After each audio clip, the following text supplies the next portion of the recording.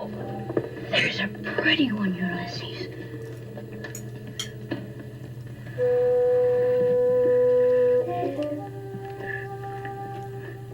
There it is.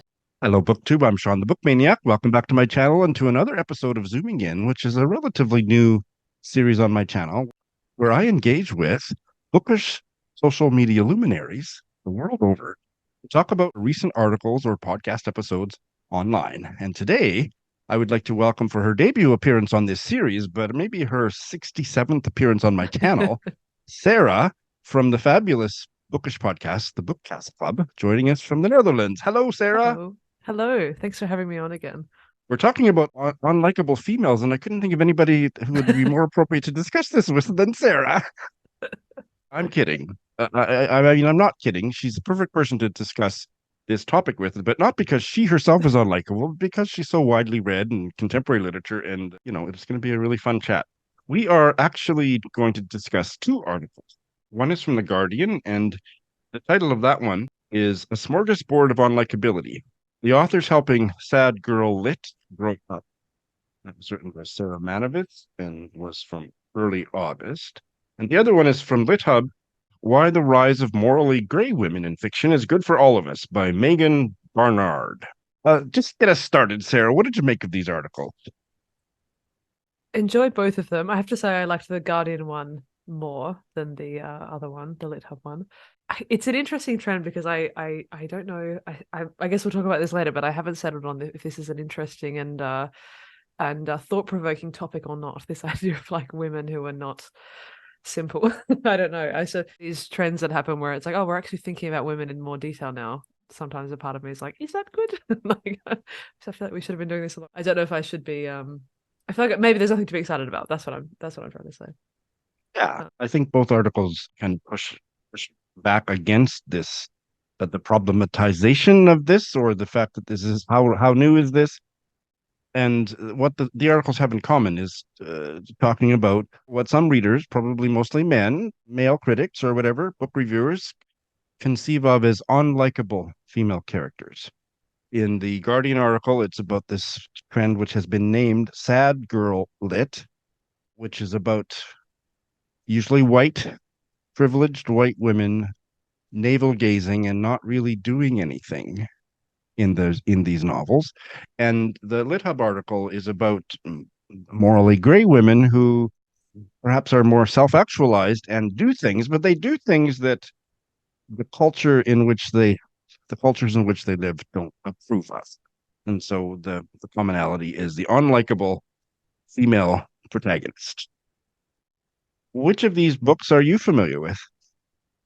So the only one from the Guardian article that I had read was this one, which is Exciting Times by Nisha Dolan.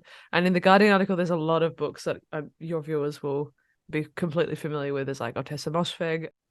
Sally Rooney is not mentioned in their issue, but a lot of She's these. not. I was surprised she wasn't, but I guess because she hasn't had a book out in the last 10 minutes. Yeah. Rachel Cusk, I think, is probably in there. So yeah, I'm very familiar. They're all kind of like auto-fiction-y. I find them very unappealing, so I can't say that I would read often things like this. And Exciting Times I didn't like, actually. Let's start with that then. And was your dislike based on not liking the characters or something far more profound? I'm going to guess the latter.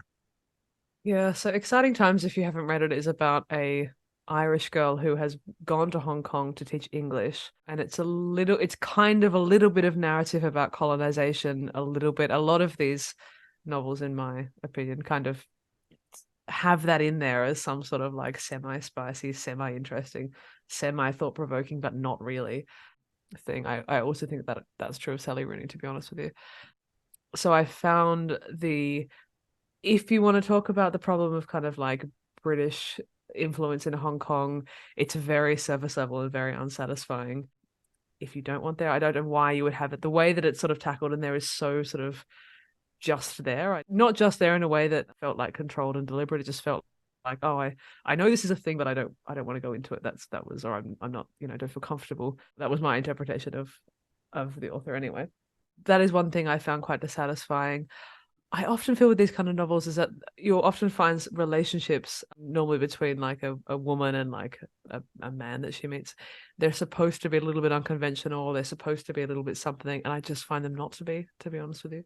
It's been a while since I've read something with like two younger people trying to find each other in this kind of adult way, like in their 20s, where I thought it was actually something interesting and not like it all feels quite stereotyped to me, to be honest. And the relationship in Exciting Times is no exception to me. The way that she is treated by him, the way that she thinks of him, the way that she frames this to me was not interesting, was not unique. I didn't find the point of view, to be honest, to be anything, I don't know, interesting, I guess. Oh, I'm gonna see if I can pin you down, Yeah. even though that feels uncomfortable. So, would you say that you didn't like characters, or Oh, right. To say that I did or didn't like the characters would be, I think, giving credence to. It would be saying that I felt a particular way about them, which I didn't feel. It's sort of nothing but okay, apathy. well, fair enough. And would that be your same critique of Sally Rooney? Because you and I might have our first fight if it is. Yeah, so I've only read Normal People, of Sally Rooney's, and I just found Normal People incredibly boring. I know is that controversial? Are you a Sally Rooney fan? I think I've not Yes, I much. am, and I came late to the Sally Rooney party and expected to be unimpressed, and I was deeply impressed. She's one of my favorite writers. I loved Normal People, and I loved the latest one, the name of which is too long for me to remember, but it's a long, isn't it a question mark at the end? It's a question, a long, Yeah, full Beautiful World. question. Where are you? Beautiful world, where are you, or something? Yes, I Yeah, loved it. where am I? Okay, good. Well, good. I couldn't be happier. So yeah, I haven't read I that one. I Um, love yeah. character-driven fiction, so I don't need a lot to happen in my novels. And I find Sally Rooney in particular. I haven't read Nisha Dolan or really any of the other novelists mentioned here, except for one, except for Ottessa Moshfegh's debut novel, which is not about women, which I loved. I didn't love that it wasn't about women. I loved her debut novel. Which one is that? Oh goodness, it's about I've read a. It's Eileen, but I don't know if that's her debut. no, it's from earlier than that, and it is a western. McGlue from 2014. Oh, McGlue. okay. Wonderful. The novella. Okay, no, I haven't read that one. I have read Eileen, which must have been the one that came after that because I think I After read it that, in after 2015. That's 2000. right. Okay, yeah. And I haven't read any others of her, but I find her fascinating when I listen to interviews with her and so on. Are you a character-driven reader, or are you more of a plotty person? I'm completely character driven. Okay, so this is interesting. Did you feel that Sally Rooney's characters were not fully drawn the way that you did with Nisha Dolan's? I thought they were boring, honestly, Okay. uninteresting. Wasn't motivated by them or any any part of their lives. I guess I found them unsatisfying in the way that they were drawn. Oh, that's fascinating. Who would you compare them to? Who's writing female characters that do interest you today? Just so we can get a sense of this. Oh, that's a good question. I wasn't prepared for this kind of That's okay. Take your having time. to back We can myself up, circle. Shawn. We can circle back to that one. I'm trying to think of what books I know that you have loved that have come out.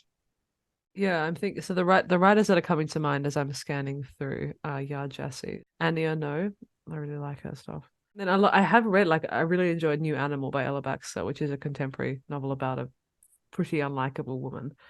The difference for me in that is and this speaks also as well to where I come from as a reader, because of course your own life experiences influences you so much. Absolutely. As a person, I'm someone who I am an academic, so I've been in academia for a long time. I'm not interested in academia as a fictional concept. So Normal People is about people in university, as is Exciting Times basically. And I just find that I've been teaching university students for too long to be interested, honestly, in any part of their lives, which sounds horrible to say, but when you spend so much time working with people who are like this, you can't be you can't give them all this. Whereas the writers that we were just talking about, so Yaa Gyasi, for example, Transcendent Kingdom, and A New Animal by Ella Baxter, these are very, very different novels, but they're both about kind of fairly unlikable, I would say, female characters who are really going through a very difficult time in their lives because of very serious family related stuff. So it's much more about bigger picture stuff. than like relationships, which just to me as a reader is something I find much more compelling. So I think it's almost that for me, I'm just someone who, if someone's main problem is their relationship in their life, or if that's their sort of main point of concern, I just honestly don't find that interesting, and never have, to be honest. Okay, well, fair enough. Absolutely. When you say relationship, you're referring to romantic relationships rather than family Yeah, relationships. generally, or even friendships, to be honest. It's just not something that I find particularly interesting. I do like, I some books I really have enjoyed speaking of books about friendships, are books that are about people who are a bit older and that are focusing more on like lifelong friendships and things like, for example, I'm thinking of The Weekend by Charlotte Wood, which is about she's an Australian writer, and this is about four older women. They're all in their 60s, I think, and they've been friends for a long, long time. And it is about their friendship as a sort of group of four and what's happened to them. And they all kind of hate each other at this point, and the dynamics between them is not pleasant. But it's decades and decades of things. Like they've all had divorces and affairs, and like it's so to me that's a much, much more interesting story than people who are 24, to be honest. Well, that's interesting because the name that has been given to this movement is sad girl lit, and I didn't even think of that until this moment. That is very much putting us into women, young women, and calling them girls, which is problematic. And I hadn't even it didn't even occur to me because I'm a man, and it just passed over me that it's why are we calling it sad girl lit? You and I have both read, I think, and enjoyed Jean Rhys, Mm-hmm. who is I think she's cited in both of these articles, or I read a few other articles too that she kind of set up and just wasn't just invented by that's a Moshfegh. Jean Rhys had lots of sad female protagonists that were kind of spinning their wheels and not really self-actualized. Which ones of hers have you read? So I've only read Wide Sargasso Sea, which is really worth reading. If you've read Jane Eyre by Charlotte Bronte, in Jane Eyre, there is a woman.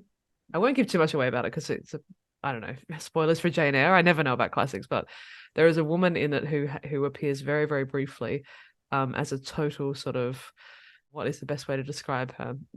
Described in a very unpleasant way, and she's treated horribly by all the characters, and she has a severe mental illness, I suppose, or is actually a victim of something. And Wide Sargasso Sea is about that, basically. She's sort of not retelling Jane Eyre, but she's focusing on this woman's life.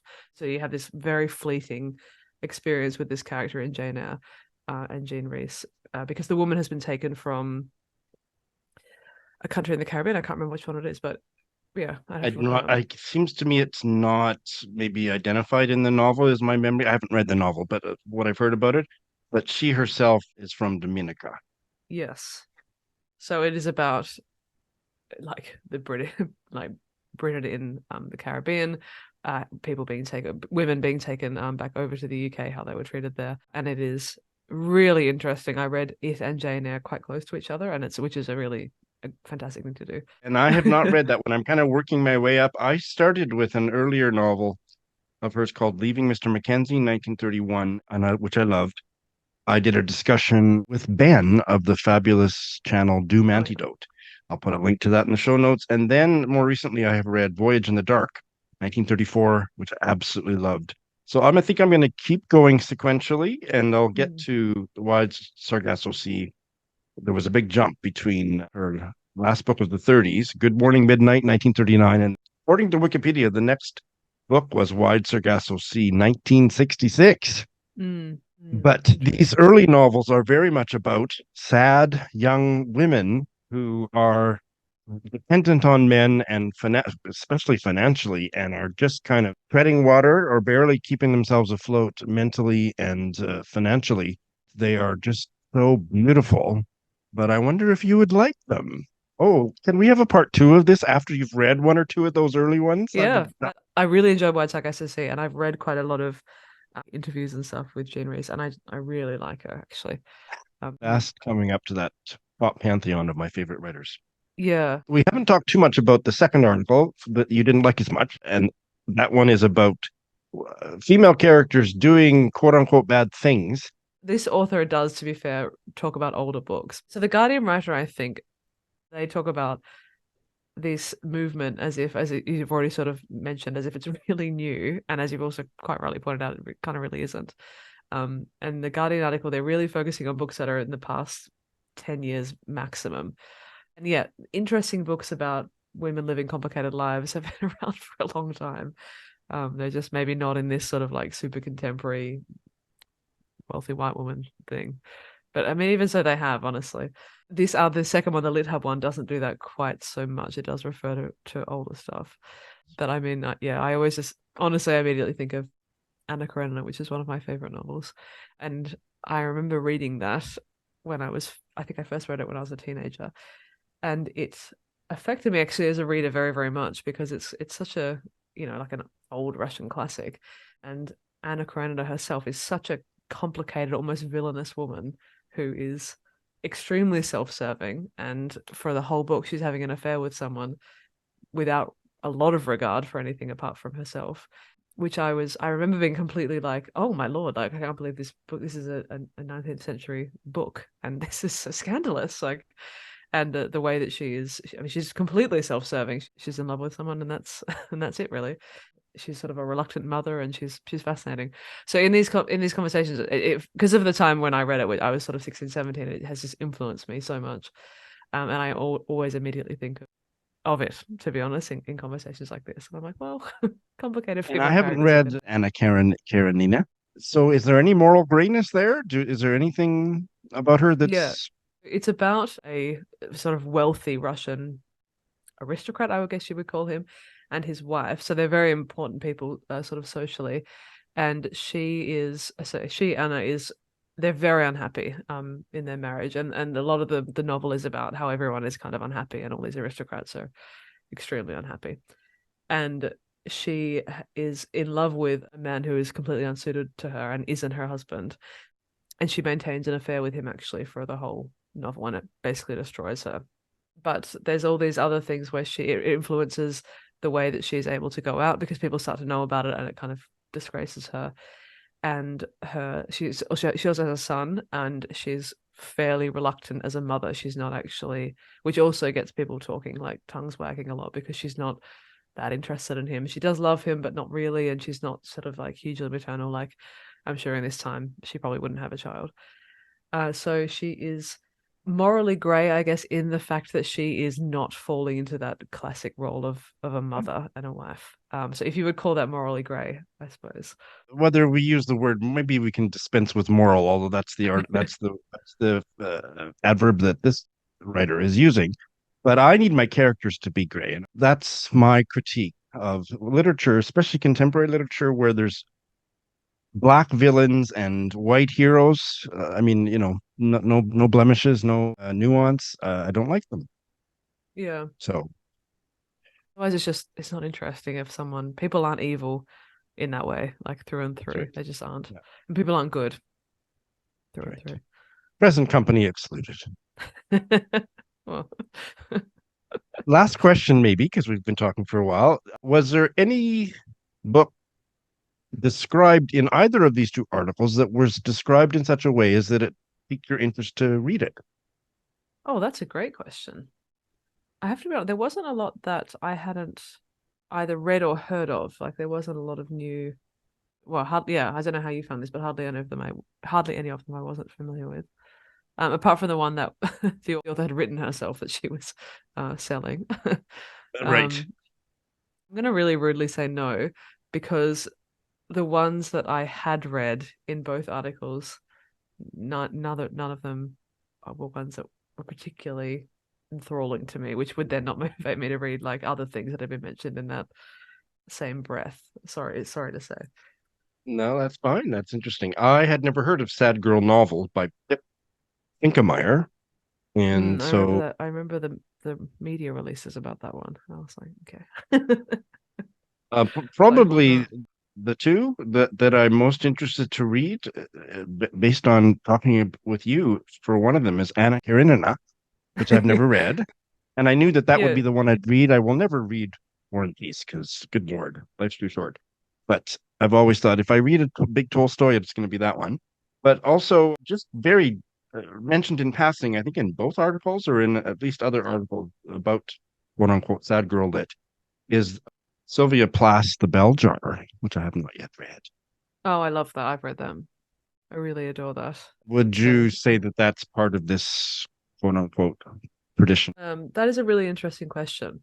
I wouldn't have put that ever anywhere near either of any of those kind of novels, which is maybe just a sort of pithy judgment on my part. But in my head, and maybe this is unfair, Sylvia Plath is a lot more serious. Like it's about, I think of it in a completely different way than I do about any of these novels. I was actually I forgot that was mentioned. I was quite surprised. And I hadn't really heard anything about Cleopatra and Frankenstein. The title has always turned me off because I thought it was going to be some mashup. Like, do they really have a Cleopatra and a Frankenstein in the novel? Because I have no interest in that. That's like the zombie Pride and Prejudice. It's like, oh, somebody just kill me now. I felt the same way. Are we rude? Maybe we should be more open-minded, Shawn. You go first. Well, we've talked about a lot of sad protagonists and unlikable protagonists, and I started this conversation off with a joke about I couldn't think of anybody more unlikable to talk about these topics with, but actually that was just a really terrible joke, and this conversation has made me very happy. Thank you, Sarah. Oh, thank you. Yeah, it was lovely. Thank you for having me on.